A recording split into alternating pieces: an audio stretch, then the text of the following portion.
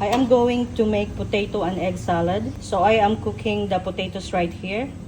Make sure to put salt, tablespoon, 2 tablespoons, not too salty. I'm just moving the potatoes here to make sure there's no potatoes that will stick to the pot.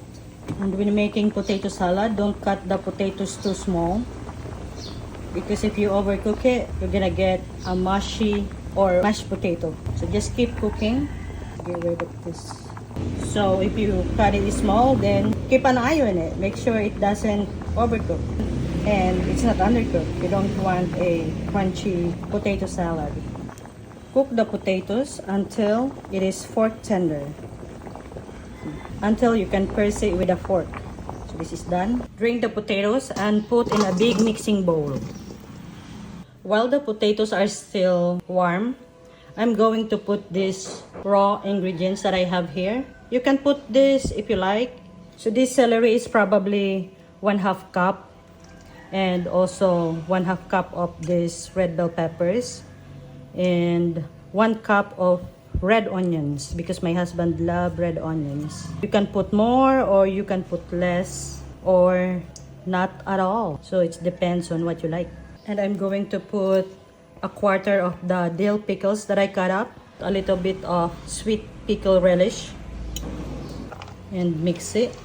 I'm using a silicone spatula so it will not mash the potatoes. Use silicone or wooden spoon. And also black pepper. It's good to put seasonings like salt when the potatoes is still warm, so it will absorb it. It's good for now, and I will put more later. Mix. Looks good already.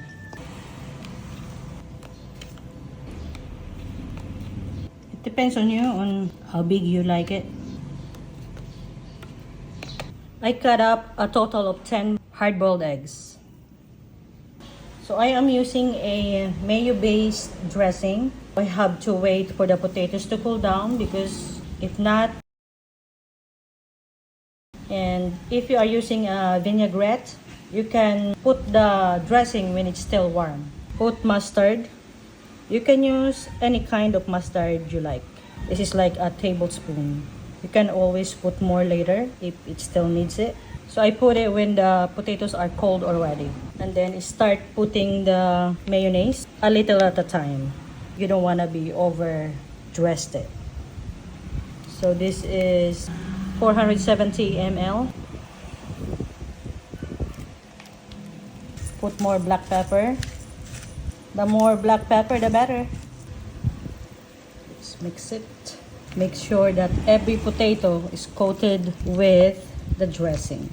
You can also put vinegar or lemon juice when it was done cooking.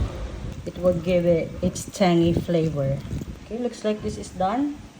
Make sure to taste it if it needs more black pepper and salt. Wow, tastes really good. So when it's done, put it in a container with the lid and put in the fridge if you can wait. We can't wait. Thank you guys for watching. Bye.